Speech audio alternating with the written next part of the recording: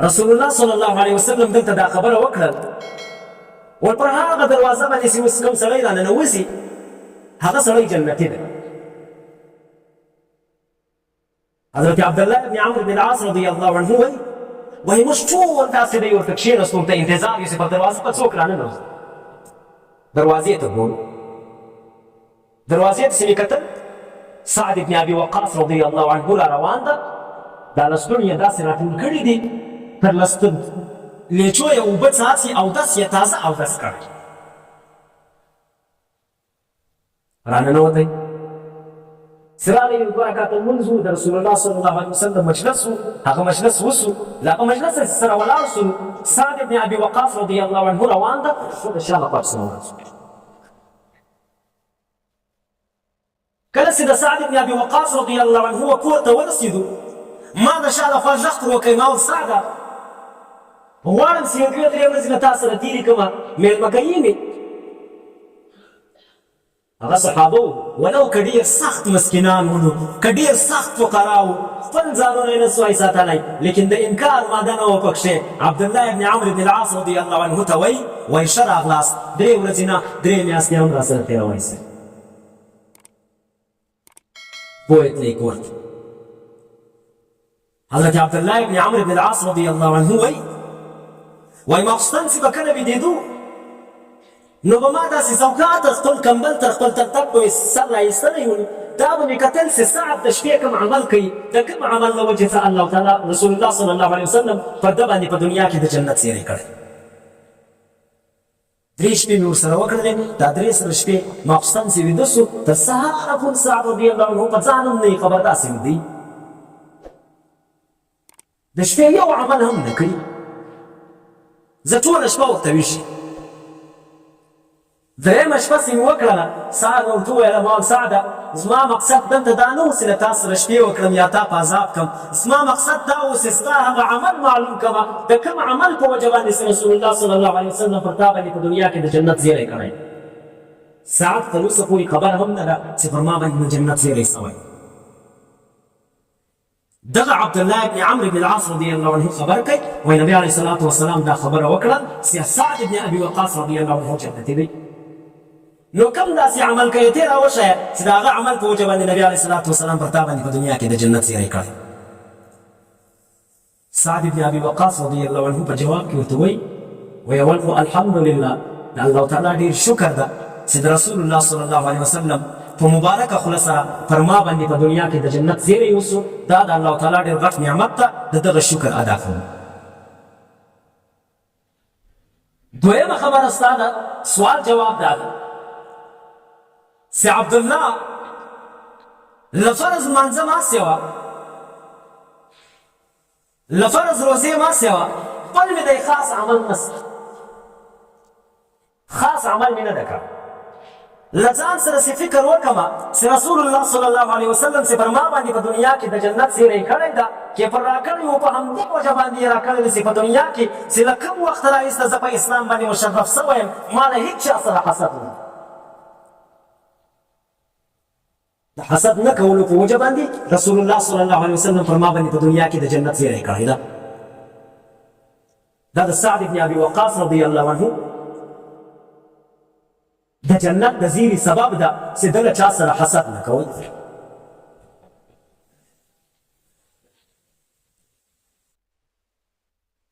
حسد چې په چا کې پیدا سي ما درته وویل په هغه کې بیا غیبت هم پیدا کېږي، په هغه کې بیا بهتان هم پیدا کېږي، په هغه کې بیا تهمت هم پیدا کېږي. نو که د حسد څوک ځان وساتئ له غیب ته پخپله بیا دی محفوظ ده.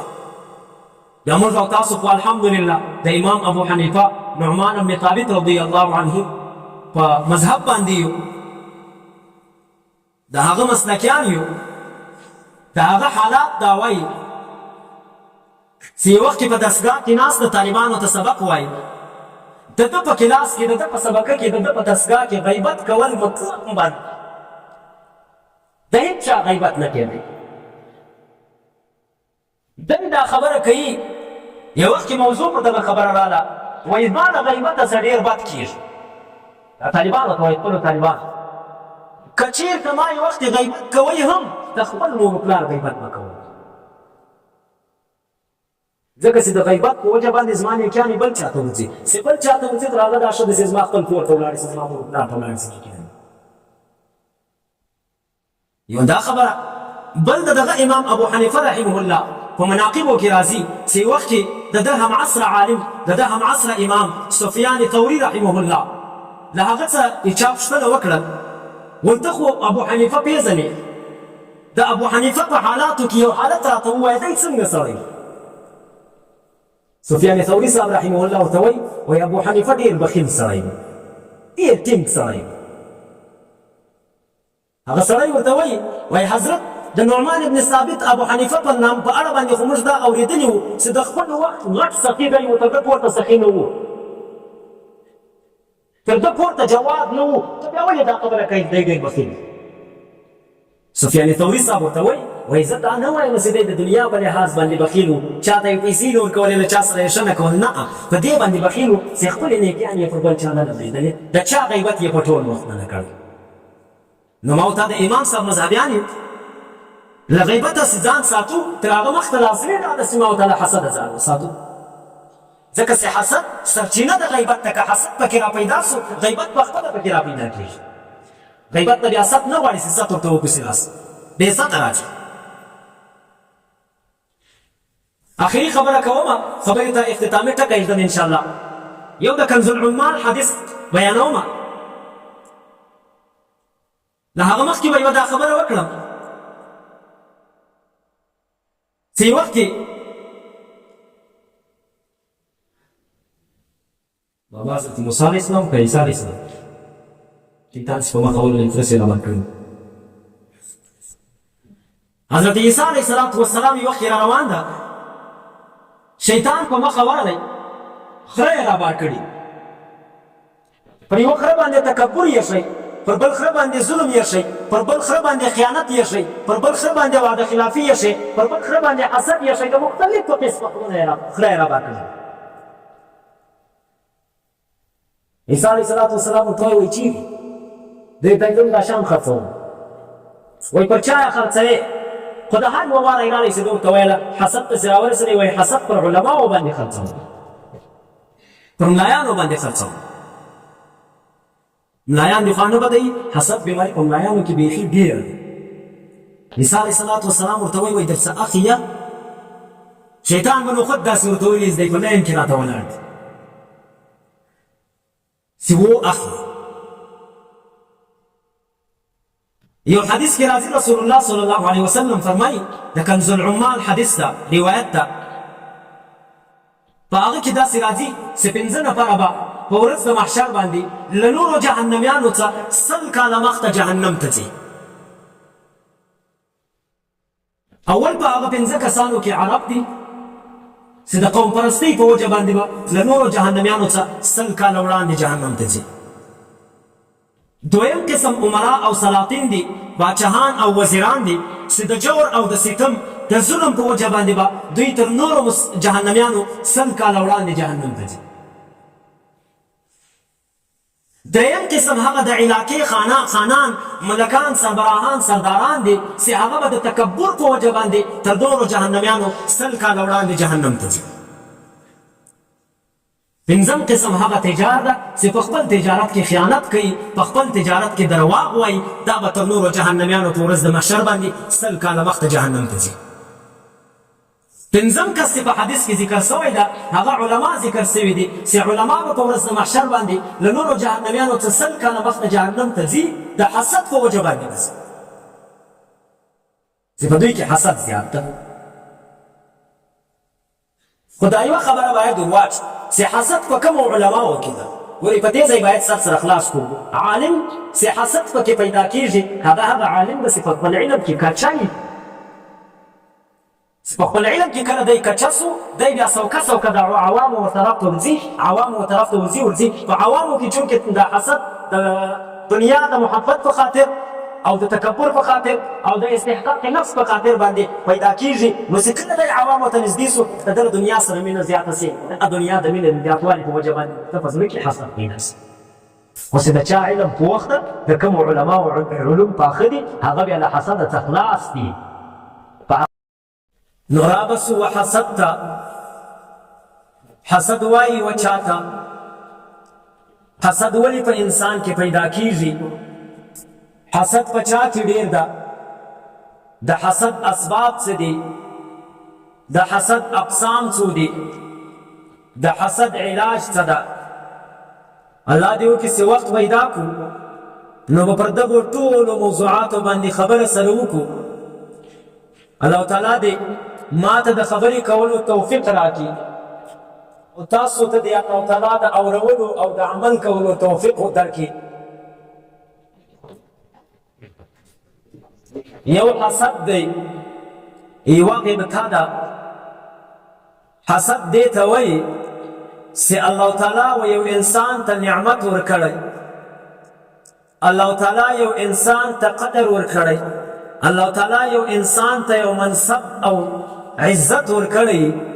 بل انسان په دغه باندې سوځي او دا خبره کوي چې یاره له دغه سړي ته الله تعالی ولې دا عزت، دا منصب، دا مقام ورکړی، دا نعمت الله تعالی ولې ورکړی؟ باید چې و دغه انسان ته الله تعالی دا عزت، دا منصب نه وای ورکړی. دغه ته حسد ویل کیږي. دویم قسم غیبته ده. غیبته په انسان کې که چېرته پیدا سي مشکل نه لري. غیبته به دې ته وایي چې یو انسان الله تعالی په یو نعمت باندې نازولی، بل انسان دا خبره وکړي چې یا الله دغه انسان ته خو دې دا نعمت ورکړی، دته دا نعمت نور ورکه، نوره ترقي ورکه، خو یا الله ما ته هم دغه نعمت راکړي. دغه ته غیبته ویل کېږي. خو دغه غیبته په عربو کې په حسد باندې مشهوره ده، دې ته هم حسد ویل کېږي. لکه په یو حدیث کې چې ورته ویل سوي دي، رسول الله صلی الله علیه وسلم په یو حدیث کې فرمایي وایي لا حسد الا فی اثنین رجل آتاه الله مالا فسلطه على هلكته في الحق ورجل آتاه الله الحكمة فهو يقضي بها ويعلمها. قابل د غیبتې، قابل د رشک دوه انسانان دي. ما او تا که چېرته رشک کوو، غیبته کوو، باید له دغو دوو کسانو سره یې وکړو. کوم دوه کسان چې په دغه حدیث کې ذکر سوي؟ اول له دغو دوو کسانو څخه هغه څوک ده چې الله تعالی دته مال ورکړی، دنیا یې ورکړې ده، پیسې یې ورکړې دي، بیا یې دی پر دې باندې مسلط کړی ده چې دا دنیا به ته زما په لار کې پر حقه باندې مصرفوې، پر حقو لارو باندې به یې خرڅوې. له دغه سړي سره که سړی غیبته وکړي په دې کې مشکل نسته. قابل د غیبتې، لایق د غیبتې همدغه سړی ده. د دې سړي سره باید مسلمانان غیبته وکړي، رشک ورسره وکړي چې دغه سړي ته الله دنیا ورکړې، دی د دغه دنیا الله تعالی د الله په لار کې مصرفوي، خرڅوي. کاش کې ما ته هم الله دنیا راکړې وای، ما به هم د ده په څېر په لار د الله تعالی کې خرڅه کړې وي. دا یو. دویم لایق د غیبتې هغه څوک ده چې الله تعالی و هغه ته علم ورکړی، فهو یقضي بها ویعلمها. دی بیا په هغه علم په ذریعه باندې د انصاف فیصلې کوي او نورو خلکو ته بیا دا علم ورښیي، په خپله هم نفع ځینې اخلي، نورو خلکو ته هم نفع ورسول غواړي. رسول الله صلی الله علیه وسلم وایي له دغه سړي سره باید مسلمانان رشک او غیبته وکړي.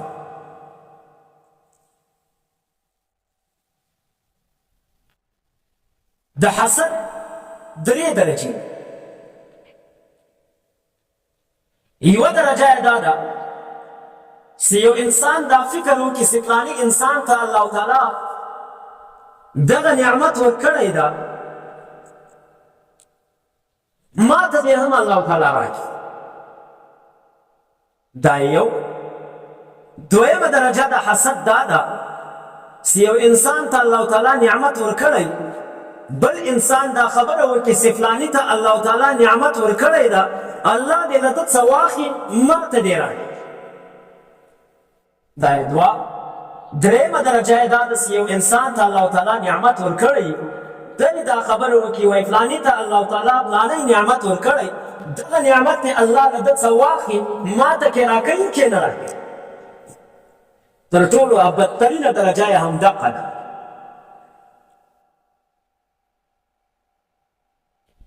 نه ځان ته غواړي نه بل مسلمان ته خوښوي. دا د حسد درجې. ما دا خبره وکړله چې حسد له دوو کسانو سره پکار ده چې څوک نیوکي. یو هغه عالم چې پر خپل علم باندې عمل کړی ده نورو خلکو ته یې رسوي، له دغه سره یو له هغه مالدار سړي سره باید سړی غیبته او رشک وکړي چې هغه ته الله دنیا ورکړې دغه هغه دنیا د الله تعالی په لار کې مصرفوي.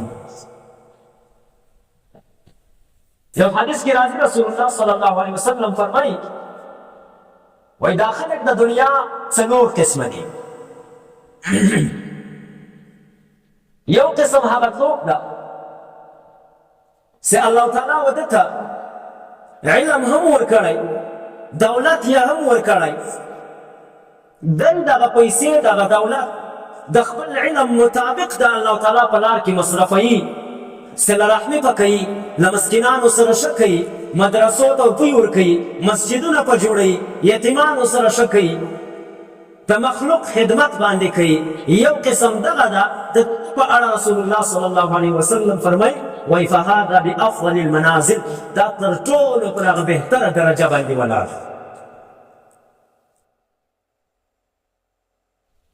دویم هغه څوک ده چې هغه د اول سړي ته ګوري الله تعالی و هغه ته علم ورکړی ده خو دنیا یې نه ده ورکړې، پیسې یې نه دي ورکړې. هغه دغه اول عالم مالدار ته ګوري چې کاشکې الله تعالی د ده په مثال ما ته هم دنیا راکړې وی، پیسې یې راکړې وی، دولت یې راکړی وی، ما به د ده په طرز باندې د الله په لار کې مصرف کړی وی. رسول الله صلی الله علیه وسلم فرمایي وایي فاجرهما سواء، د دواړو اجر برابر ده سره، دواړو ته الله تعالی یو رقم ثواب ورکوي. هغه اول ته په دې وجه باندې ثواب ورکوي چې هغه دغه عمل کړی ده، مسلمانانو سره ښه کوي، صله رحمي کوي، پر یتیم احسان کوي، مسکین سره ښه کوي، مخلوق د خدمت د مخلوق کوي. او دا دویم سړي ته چې الله تعالی اجر او ثواب ورکوي هغه صرف د هغه سړي پر نیت باندې ورکوي. دا یې دوه. دریم قسم خلک هغه څوک دي چې الله تعالی وده ته دنیا ورکړې، دولت او جایدادونه یې ورکړي، خو علم یې نه ده ورکړی. دغه سړی په د خپل مال کې خبط کوي. خبط دا معنا چې دی د الله تعالی له لارې پر چپه لارو باندې پر بدو لارو باندې دغه پیسې مصرفوي، دا دولت مصرفوي چې په نوم ګناه د هغه ګناه دی په دغو پیسو باندې اخلي. دا یې درې. څلورم قسم هغه خلک دي چې هغه ورته سړي ته ګوري چې هغه ته نه الله تعالی دنیا ورکړې ده نه الله تعالی علم ورکړی ده، هغه دا خبره وکړي چې فلاني سړي ته الله تعالی دنیا ورکړې، هغه دا رقم ښه پیسې لري، دا رقم کارونه کوي، حرام کارونه ټول یاتي وایي فلانی کار کوي فلانی کار کوي، کاشکې ما ته الله تعالی ټول راکړي وای نو ما به هم دغه کارونه کړي وای، دغه حرام ناروا کارونه به مې په کړي وای. رسول الله صلی الله علیه وسلم فرمایي وایي فوزرهما سواء،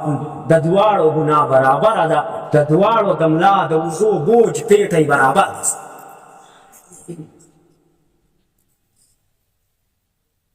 دا څلور قسمه رسول الله صلی الله علیه وسلم په حدیث کې ذکر کړي. د ترمذي شریف حدیث ده چې دغه څلور قسمه خلک په دنیا کې اوسېږي. یو حدیث کې راځي رسول الله صلی الله علیه وسلم فرمایي وإياكم والحسد فإن الحسد يأكل الحسنات كما تأكل النار الحطب. تاسو د حسد څخه خپل ځانونه وساتئ ځکه چې حسد د انسان نیکیانې دا رقم خوري لکه اور چې وچو لرګو ته ولوېږي، دا وچ لرګي چې څه رقم خوري دا رقم حسد د انسان نیکیانې خوري.